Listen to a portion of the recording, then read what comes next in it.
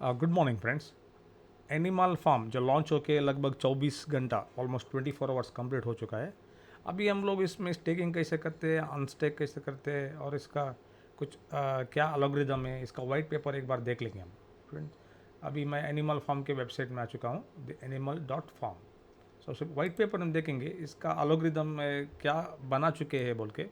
सो हम layer two almost animal farm, so इधर start होते हैं हम लोगों का the animal farm. So farming mechanics डाल चुके हैं। सो फार्मिंग के लिए हम लोगों को डॉग टोकन की ज़रूरत है, जो हम लोग स्टेक करते हैं हमारा क्रिप्टो को इस सिस्टम के अंदर। सो उसका गवर्नेंस टोकन पिग्स बोल के गवर्नेंस टोकन है। सो इसको हम लोगों को रिवॉर्ड मिलने के लिए हम लोगों को इस पेयर में फार्म करना पड़ेगा। Dogs BNB, dogs BUSD, drip BUSD और डॉग्स का सिंगल पूल में। सो इस पूल में only the governance token pigs हम लोग माइनिंग कर सकते हैं, नहीं तो या रिवॉर्ड हम लोगों को मिलता है। सो अब इसके बारे में तो मैं नहीं बताऊंगा। सो हम लोगों का हमारा क्रिप्टोज ये ऑलमोस्ट इन लोगों का पॉपुलर उन लोगों का बेजेट मेजर टोकन से बोलते हैं डॉग्स। सो इसके ऊपर इनपेरमेंट लॉस का भी चांसेस ज़्यादा रहता है, क्योंकि हमारा BNB कम हो सकता है, डॉग्स बढ़ सकता है। सो इस तरह डॉग्स का रेट गिरेगा तो हमारा BNB भी माइनस में आ जाएगा। सो हमारा मैं इसको रेकमेंड नहीं करता यूजुअली फार्मिंग में। फिर भी हाई रिस्क है, इधर प्रॉफिट भी ज़्यादा आ सकता है लेकिन लॉस भी उतना ही हो सकता है। सो हम लोग लो रिस्क में जाएंगे तो लो रिस्क फैक्टर में जो तो हम लोगों को हमारा क्रिप्टो दे के स्टेक करना पड़ेगा। सो उसके बदले हम लोगों को डॉग्स का रिवॉर्ड मिलेगा। सो उसके बारे में मैं बाद में बता दूंगा। सो अभी इसका फार्मिंग मैकेनिक्स देखेंगे एक बार। सो सिस्टम कैसा एज रिवॉर्ड करने के लिए जनरेट कैसे करता है। So pigs is a governance token the platform staking pigs allows you to be a owner of the farm. So इसको गवर्नेंस टोकन बोलते हैं, ओनर। सो हम लोगों के पास पिग्स रहेगा तो इस प्रोटोकॉल में जो भी कुछ चेंजेस लाना है तो हम लोग वोटिंग कर सकते हैं। So is a governance token. So Web3 version है, इसलिए सब डिसेंट्रलाइज वे में ही चलता है।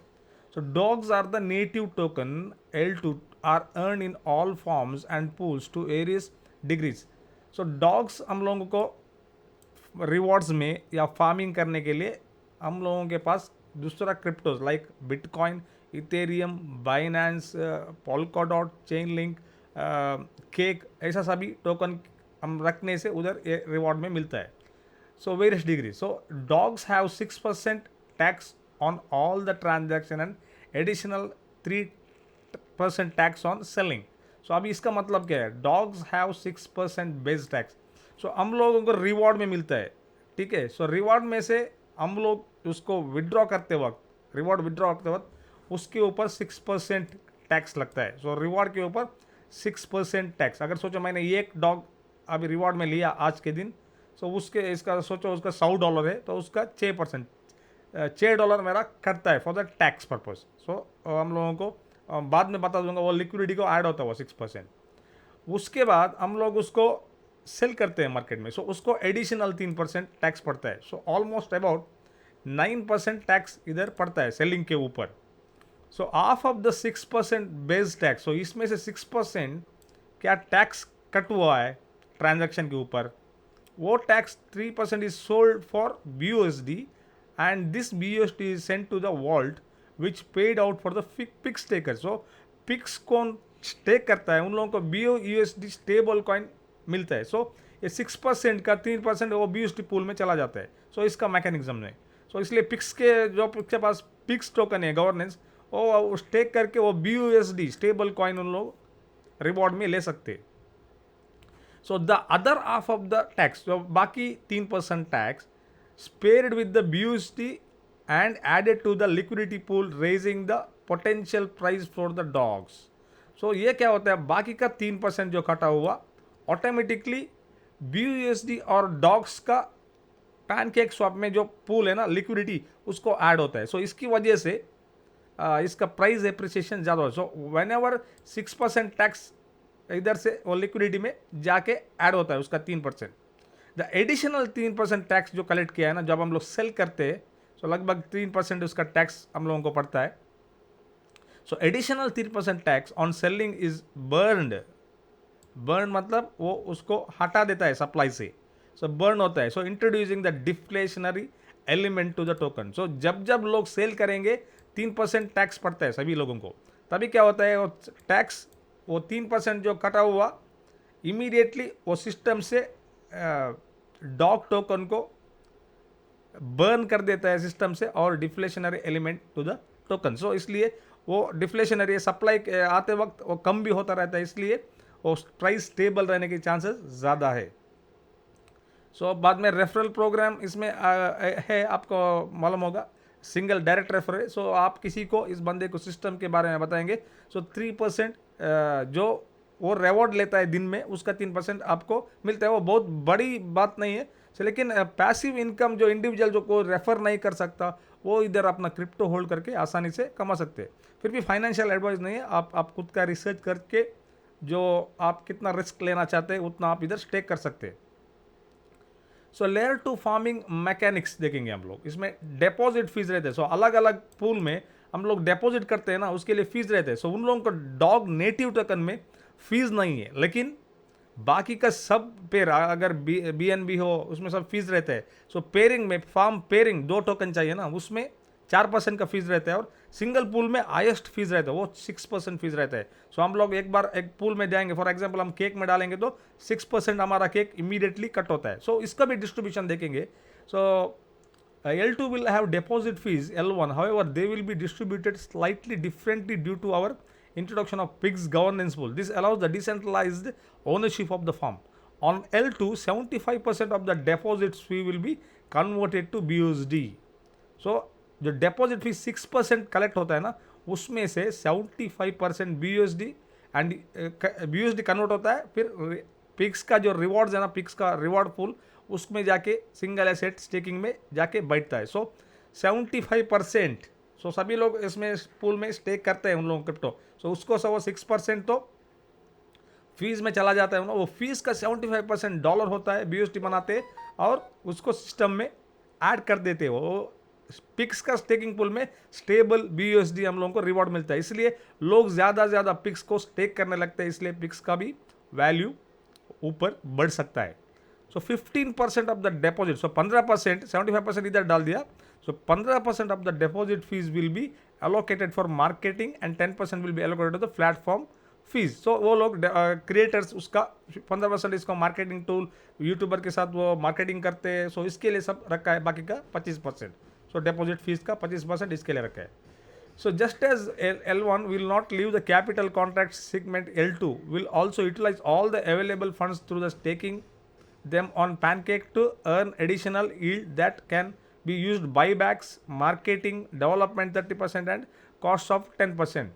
So वो लोग अभी जो फंड्स हमारा जो कॉन्ट्रैक्ट में BUSD सब रह देता है, वो पिक का रिवॉर्ड में रहता है ना, उधर कितना चाहिए उतना ही रख देते हैं, बाकी का सब वो पैनकेक स्वैप में लैंडिंग पोल में जाता है। सो वो API लगभग 40% तक API साल का मिलता है उधर भी, पूलिंग में API पैनकेक स्वैप के अंदर भी। सो उसका भी रिवॉर्ड वो इधर ऐड करते रहते हैं। सो 30% वो बाईबैक्स के लिए यूज़ करते हैं। सो मे बी पिग और डॉग बाईबैक होता है उसमें से, बाकी का 30% marketing, development and other cost के लिए 10% यूटिलाइज करते हैं। So this means we will have lot more funds to add to buy pressure, pay for high end marketing and continue build the futures. So इस तरह से वो लोग develop किया है। सो डायनेमिक मिशन रेट्स, ये वेरी इंपॉर्टेंट है।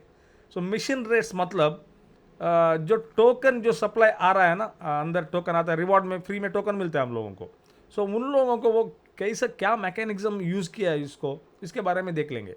सो इसके लिए उन लोगों ने dynamic decentralise supply control algorithm use किया है। सो ये प्रोटोकॉल डिसेंट्रलाइज में कोडिंग के द्वारा बनाया हुआ है। सो ऑटोमेटिक्स वो रीड कर सकता है, उसका सप्लाई डिमांड को रीड कर सकता है, उसके हिसाब से वो स्टेकिंग रिवॉर्ड्स रिलीज कर देते हैं। सो इसके बारे में हम आगे देखेंगे ये क्या है बोल के। सो लेयर 2 डायनामिक एमिशन रेट्स, वो कैसे एमिशन को और प्राइस जो टोकन्स कैसे आ रहा है, रिवॉर्ड्स में ज़्यादा आ रहा है और उसका प्राइस एप्रिसिएशन ज़्यादा हो रहा है, तो इसके हिसाब से वो क्या कैलकुलेशन करके ऑलरेडी इसको सप्लाई को कंट्रोल करता है। सो ये देखेंगे। So when the demand for the token is strong and the token price is at all time high, for example अभी टोकन प्राइस हाईएस्ट में, फॉर एग्जांपल डॉग का टोकन प्राइस $160 तक था परसों, अभी नीचे गिर चुका है, लगभग $120 में आ गया, $100 तक गया था, 120। So when ever all time high से 25% नीचे आ गया तो ऑटोमेटिकली वो मैक्सिमम सप्लाई कम करके वो सप्लाई रिड्यूस कर देता है, इसलिए रिवॉर्ड्स मिलना कम होने शुरुआत है जब गिरेगा तो। सो इसी तरफ से वो फिर से ऑल टाइम हाई जाएगा तो फिर से रिवॉर्ड मिलना ज़्यादा होता है। वो ऑटोमेटिकली सिस्टम कैलकुलेट करता है जब जब मार्केट ऊपर ऑल टाइम हाई पहुंचता है। सो ऑलरेडी इसका एमिशन, वो जो टोकन बाहर आना है ना, वो एमिशन बोलते हैं उसको, टोकन बाहर आता है रिवॉर्ड्स में मिलता है ना, वो बढ़ा देता है। सो रिवॉर्ड सभी को ज़्यादा मिलने लगता है अकॉर्डिंग टू द ईच पुल। उसके बाद अगर सोचो प्राइस, डॉक्स का प्राइस फॉर एग्जांपल नीचे आ गया, ऑलमोस्ट 25% डाउन आ गया है, तो तभी क्या होता है, सो सप्लाई थोड़ा कम होता है। सो जो पूल्स में रिवॉर्ड्स मिलना थोड़ा कम होता है। सो इसको प्राइस को स्टेबल करने के लिए सो मार्केट में डॉग ज़्यादा नहीं उतरता है। सो इसी को हम लोग एमिशन रेट बोल देते हैं। सो 25% डाउन होने पर सप्लाई कटता है। सो 100% ऊपर जाने, ऑल टाइम हाई जाने पर फिर से वो इंक्रीमेंट होता है। सो इसी तरह से और भी 25% गिरेगा तो उसको डिमांड हाई रहेगा, सो लोग बाई करने लगेंगे। उसके बाद वो री बाई बैक करता है, सो टोकन का प्राइस ऊपर भी जा सकता है। सो इस तरह का एक एल्गोरिथम है। सो सब कोडिंग के द्वारा होता है। सो इट्स वेरीफाइड कॉन्ट्रैक्ट है। सो फॉरेक्स शार्क का ये one of the top contract है। सो ये इसका डायनेमिक्स, ये इमिशन रेट्स हम लोगों को वेरी इंपॉर्टेंटली जानना चाहिए, कैसे टोकन्स का डिस्ट्रीब्यूशन होता है। सो मार्केट में रेट ज़्यादा रहेगा तो भी सप्लाई भी ज़्यादा आता रहता है। सो अगर सप्लाई ज़्यादा आएगा तो ऑलमोस्ट लोग सेल करेंगे। सेल करते वक्त टैक्स से वो इनकम जनरेट कर देते हैं। फिर क्या होता है, वो लोग सेल बाई बैक भी करते हैं, नीचे आ गया तो बाई बैक करके स्टेकिंग में डाल देते हैं। सो इस तरह से एल्गोरिथम से लोग चलता है। सो सभी लोग कम्युनिटी में कैसे बायर्स होता है वैसे सेलर्स भी होते हैं। सो इन्हीं लोगों का बाई सेल का जो transaction fees system income generate कर रहे हैं। सो इसको हम लोग द फार्मिंग कॉन्ट्रैक्ट्स बोलते हैं। सो इस तरह का one of the different mechanics से, टैक्स सिस्टम से जुड़ा हुआ सिस्टम में हम लोग पैसिव इनकम इंडिविजुअली कर सकते हैं, एज वेल एज हम लोग किसी को, मेरा फ्रेंड्स या किसी को रेफर करके भी हम लोग कम इसमें रिवॉर्ड्स ले सकते हैं। सो ज़्यादा नहीं मिलेगा 3%, फिर भी डेली हुड के लिए $10-15 हम आसानी से कमा सकते हैं। So that is the friend, this is the mechanics of the system. अब ये सिस्टम कैसे चलता है, हम स्टेक कैसे करेंगे, अनस्टेक कैसे करेंगे, रिवॉर्ड को क्लेम कैसे करेंगे, सो मैं अभी आगे आपको बताने वाला हूँ। ओके, अभी मैं एनिमल फार्म का साइट में आ गया हूँ, सो होम साइट में। अब हम सिस्टम में जाएंगे फॉर्म्स में, दिखाने के लिए आप ओनली। सो फॉर्म्स में मैं यूजुअली फॉर्म्स में नहीं आता और यूजुअली, सो इसमें इम्पेयरमेंट लॉस का चांसेस ज़्यादा रहता है। सो आप सभी इम्पेयरमेंट लॉस के बारे में आप वीडियो देख सकते हैं अलग से। सो अभी टोटल ये 24 घंटे में almost 276 million TVL total value lock, इतना क्रिप्टो सिस्टम के अंदर लॉक हो चुका है। सो इतना सिस्टम के अंदर लॉक हो चुका है। पहले तो सभी लोगों ने स्टेक किया हुआ है, उसका क्रिप्टो को स्टेक किया हुआ है। सो लिक्विडिटी दे चुके हैं, कोई नहीं तो सिंगल पूल में उसमें सिस्टम में डाल चुके हैं। सो अभी सोचो इतने का एवरेज 6% डिपॉजिट फी कितना हो गया, बहुत हो गया। सो इसीलिए सिस्टम में ये BUSD रिवॉर्ड्स जनरेट हो रहा है। जो गवर्नेंस टोकन पिक जो होल्ड कर देते हैं उन लोगों को रेगुलरली इधर रिवॉर्ड्स मिल देता है। सो लगभग इसका 3% हर दिन डिस्ट्रीब्यूशन होता है। सो टैक्स इस ऐड होता रहता है इसमें और रिवॉर्ड जाता रहता है। सो ये इसका एल्गोरिथम है। सो पिक्स टोकन होल्डर्स के लिए ये बेनिफिट है। सो हम लॉन्ग टर्म के लिए पिक बाई करके रखेंगे तो इसमें से रिवॉर्ड ले सकते हैं। सो ज़्यादा नहीं होगा, फिर भी थोड़ा रिवॉर्ड्स मिलता रहेगा। अभी पिक्स का रेट चल रहा है लगभग $415। कल लॉन्च होते होते $1000 भी गया हुआ था। सो ऑफकोर्स जो इनिशियल इन्वेस्टर थे, सो प्री सेल में लिया हुआ वो लोग प्रॉफिट बुक करेंगे। सो अभी वो स्टेबल बन चुके हैं। सो स्लोली डेवलप हो रहा है। सो इस तरह से इसका BUSD रिवॉर्ड पूल में लगभग $2 मिलियन पड़ा है। सो हर बार जो टैक्स कलेक्ट होकर इधर आता है, जो ऑलमोस्ट डिपॉजिट फीस का 75% इधर आता है इस वॉल्ट में, प्लस ट्रांजैक्शंस जो होता है ना उसका 6% से 3% वो भी इसको ऐड होता है। सो रिवॉर्ड पूल में रेगुलरली फंड्स आते रहते हैं, उसका 3% हर दिन बाहर जाता रहता है। सभी पिक स्टेकर्स को इक्वली डिस्ट्रीब्यूट होता है, जो कितना लोग उन लोग ने स्टेक किया पिक टोकन्स में। अभी मैंने एमिशन रेट्स बोला आपको। सो अभी कल ऑल टाइम हाई से बहुत गिर चुका है। सो एमिशन रेट अभी पैक्ड में आ चुका है, पैक्ड। सो इससे 25% नीचे आ चुका है। इसलिए ब्लॉक्स, हर एक ब्लॉक में टोकन रिवॉर्ड मिलना कम हो चुका है। सो लगभग डॉक्स टोकन आधा मिलता है हर ब्लॉक में। सो उसके बाद पिक्स टोकन हर एक ब्लॉक्स में, ब्लॉकचेन ब्लॉक्स हम ट्रांजैक्शन को ब्लॉक्स बोलते हैं। सो उसमें 0.22 रिलीज होता है सप्लाई। सो क्या होता है, अगर मार्केट और भी गिरा तो रिस्ट्रिक्टेड होता है, इधर और भी 25% गिरा तो इधर से, सो ये और रिस्ट्रिक्टेड होता है, सप्लाई बहुत कम होता लगता है। फिर क्या होता है, deflationary system, by back start होता है, इमीडिएटली प्राइस ऊपर चढ़ना शुरू होता है। तो जब जब डिफ्लेशनरी सिस्टम इधर दिखाएगा तो सभी लोग बाई करने ही लगेंगे, क्योंकि वो मालूम है बाई बैक होता है, ऊपर चढ़ेगा फिर से। सो ऐसा चीज़ होना बहुत टाइम लगेगा, अभी इसी सिस्टम में रहेगा। अगर अगेन इस ऑल टाइम हाई में पहुंचता है, ऑलमोस्ट 170 कितना ऑल टाइम है, सो इधर तक पहुंचता है तो एमिशन रेट फिर से बढ़ता है, सप्लाई पर ब्लॉक में ज़्यादा भी हो सकता है, और ज़्यादा होने से हम लोगों को मिलने वाला रिवॉर्ड भी ज़्यादा आएगा। सो फॉर एग्जांपल इस फॉर्म्स में आपको डॉग और BUSD दो पूल होना चाहिए, दो टोकन होना चाहिए। सो हम लोगों को पैनकेक स्वैप में इसको लिक्विडिटी ऐड करना पड़ेगा। सो पैनकेक स्वैप आप देख सकते हैं, पैनकेक स्वैप डॉग फाइनेंस। सो इसमें जाके हम लोग हमारा लिक्विडिटी ऐड कर सकते हैं इसमें। ये डिसेंट्रलाइज एक्सचेंज है, सो बाइनेंस स्मार्ट चेन का one of the top biggest exchange है। आप यूनिस्वैप इथेरियम में देखे होंगे, सुशी स्वैप देखे होंगे, मैटिक में क्विक स्वैप देखे होंगे, ऐसे ही यूनिस्वैप का इसमें pancake swap Binance smart chain का purely highly volume decentralize exchange है। हम लोग इसका वॉल्यूम देखेंगे तो फ्रेंड्स आप देख सकते हैं 12 billion stake, $12 billion, 50 million traders, 3.9 million users. So बहुत यूजर्स है, बहुत ट्रेड्स होते हैं, 50 मिलियन ट्रेड्स होते हैं दिन में, और 12 बिलियन लोगों ने स्टेक भी कर चुके हैं उन लोगों का नेटिव टोकन केक को भी। सो इसके बारे में मैं अगले बार बताऊंगा इसका केकिंग सिस्टम क्या है बोल के। फिर अभी मैं इसमें लिक्विडिटी कैसे ऐड होता है, इसमें हम लोग लिक्विडिटी ऐड करना पड़ता है। सो फार्म एक्सचेंज लिक्विडिटी ऐड करने पर हम लोगों को इधर स्टेक कर सकते हैं इस सिस्टम से। सो डॉग्स और BUSD, डॉग्स और WNB, यूजुअली आप देखेंगे तो ये डॉग्स BUSD, डॉग्स WNB, इधर API ज़्यादा रहता है, APR ऑलवेज APR ज़्यादा ही रहता है, बिकॉज सभी लोग ऑलमोस्ट इसी टोकन में जाते हैं। सो APR ज़्यादा मिलता है बोल के, बट क्या है, इधर डिपॉजिट फीस नहीं है, सो लोग इसमें भी डाल देते हैं। सो इसमें और ड्रिप और BUSD है उन लोगों का, और एक कॉन्ट्रैक्ट उस ड्रिप है, सो ड्रिप का भी इधर BUSD चलता है। सो इधर भी 1% फीस है, इधर भी APR 159% है। सो इसमें BNB BUSD दे सकते हैं, सो लेकिन APR बहुत कम है। सो BUSD स्टेबल कॉइन है, ये भी स्टेबल कॉइन है, ऊपर नीचे नहीं होता है, और दोनों चाहिए हम लोगों को। इधर भी APR कम है, लेकिन इधर डिपॉजिट फीस भी ज़्यादा है। सो 41% आपको स्टेबल कॉइन में इतना APR बहुत अच्छा है, almost 4% near about, 3.5% about a month on stable coin. So अगर आप आपका अमाउंट बैंक में रखेंगे तो आपको साल का 5% भी नहीं आएगा। सो ये भी APR बहुत अच्छा है स्टेबल कॉइन के लिए, सभी लोग इसमें भी रख देते हैं। अगर आप देखने जाएंगे तो कितने लोगों ने रखा है डिटेल्स में आपको सब कुछ पता लगेगा। लगभग $6 मिलियन इसमें पड़ा है, USDT लोग स्टेक कर चुके हैं। सो USD इसमें भी 6 मिलियंस पड़ा है।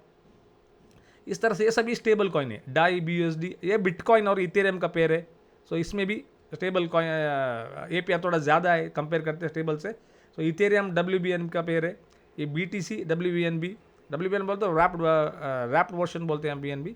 सो इथेरियम USDC, ये इसी सभी पूल है, बहुत है, bitcoin USDT, cake BUSDT, cake USDT। So इसमें थोड़ा APR ज़्यादा है, cake WNB 91%, belt WNB, so dot WNB link. So इस तरह आपका पास कौन सा क्रिप्टो है तो आप इसको यूटिलाइज कर सकते हैं स्टेक करने के लिए। सो ये फार्मिंग, सो इसके बारे में मैं लिक्विडिटी सब ऐड करना पड़ता है, इसके बारे में चाहिए तो आप मेरे को कांटेक्ट कर सकते हैं। सो इंटरेस्टेड है, मैं नीचे डिस्क्रिप्शन में मेरा लिंक दे दूंगा, सो आप उस सिस्टम से मेरे को कांटेक्ट भी कर सकते हैं। सो नेक्स्ट पॉइंट आएंगे अभी पूल्स में। सो हम लोग ऑलमोस्ट मैंने पूल में सिस्टम में ऐड कर चुका हूँ। सो डॉक्स का अलग पूल है, सो डॉक्स टोकन है तो आप इसमें डाल सकते हैं। सो इसका API लगभग 461% है, लेकिन इसको डिपॉजिट फीस नहीं है फ्रेंड्स, इसका नेटिव टोकन है, डिपॉजिट फीस, लेकिन इधर से सभी डिपॉजिट फीस स्टार्ट होता है। सो फॉर एग्जांपल आपके पास बाइनेंस टोकन है, इधर 6% डिपॉजिट है। सो लोग बहुत 5 मिलियन इसमें भी कॉन्ट्रैक्ट में डाल चुके हैं। सो उसके बाद देते हैं BUSD, इसका भी डिपॉजिट फीस है, इधर भी APR अच्छा है। BUSD भी डाल के आप बहुत कमा सकते हैं। इस स्टेबल कॉइन से इसमें भी 7 मिलियंस डाला हुआ है। सो इसमें भी APR अच्छा है। सो इथेरियम है आपके पास है तो ये भी डाल सकते हैं। सो खरीदने के लिए ज़रूरत नहीं, आपके पास जो पड़ा है उसको आप यूज़ कर सकते हैं। अभी केक में है, सो मेरे पास केक था, मैंने केक डाल दिया फॉर एग्जाम्पल, मैं आपको दिखा दूंगा। सो 582% आपका इसमें API, almost 582% API। So almost बड़ा अच्छा APR इस केक में है, क्योंकि बेबी पूल में लोग थोड़ा कम रहेंगे, सो 4 मिलियन है, इसलिए पूल में केक खरीदने वाले कम है, इसमें सब ज़्यादा है, 5 मिलियन लोग स्टेक कर चुके हैं। सो इसी के लिए केक ने मेरे पास था, केक पड़ा हुआ था, सो उसको मैंने इधर यूज़ कर दिया। सो ये ऑलमोस्ट हम इसका कैलकुलेशन करेंगे तो मेरा लगभग 200 केक था मेरे पास, मैंने इसमें स्टेक कर दिया। सो इस प्लस करेंगे तो हम लोग स्टेक करते हैं, अभी नहीं है, स्टेकिंग में है। सो चाहे तो निकाल भी सकते हैं, माइनस करके मैक्स करके निकाल भी सकते हैं हम लोग केकिंग से। तो एक बार निकालने के बाद फिर से जाने के लिए मेरा फिर से फीस देना पड़ेगा। So that is high risk होता है 6% फीस देना, क्योंकि अभी सिस्टम में 24 घंटे में आप देखेंगे तो 582% का APR है। सो APR बोले तो हमारा जो केक है ना, उसका प्रेजेंट वैल्यू क्या है, 1474। सो इसमें से मैंने कल एक बार विड्रॉ भी किया था, हार्वेस्ट किया था। सो अब 1474, अभी इसमें हम देखेंगे तो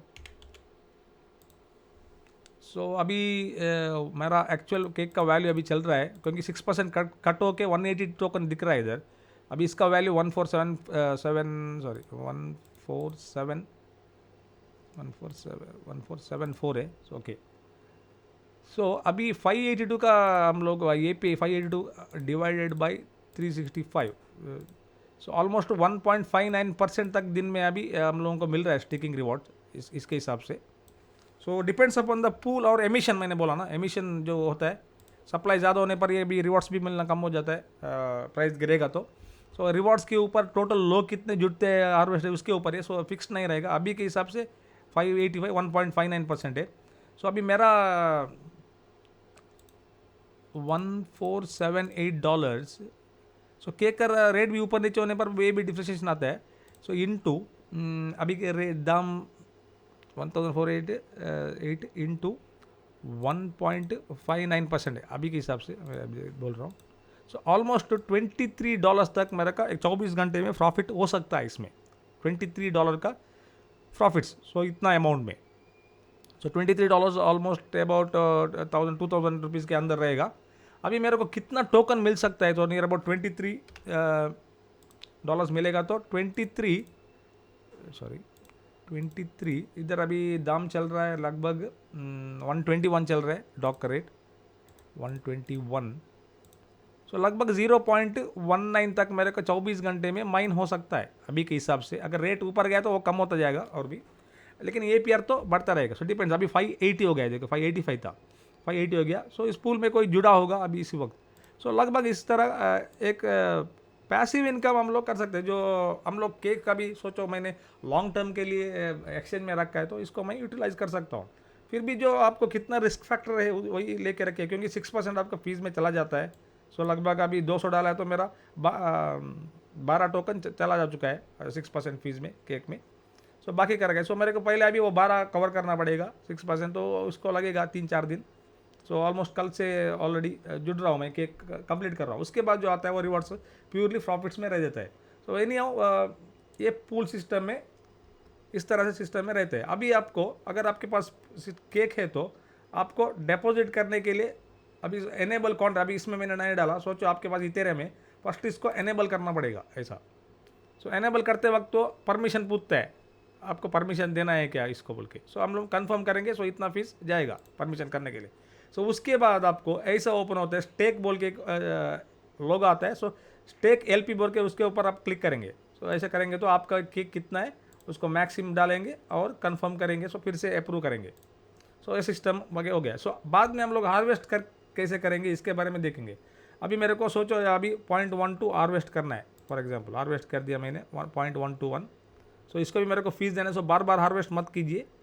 सो दिन में 2 दिन में एक बार, depend upon your funds. For example मेरे को अभी $14 निकालने के लिए लगभग $4 फीस जा रहा है। सो इसके वजह से मैं अभी आपको दिखाने के लिए कर रहा हूँ। सो रेकमेंड नहीं, 2-3 दिन में एक बार कीजिए। सो कंफर्म करने पर वो हार्वेस्ट होता है।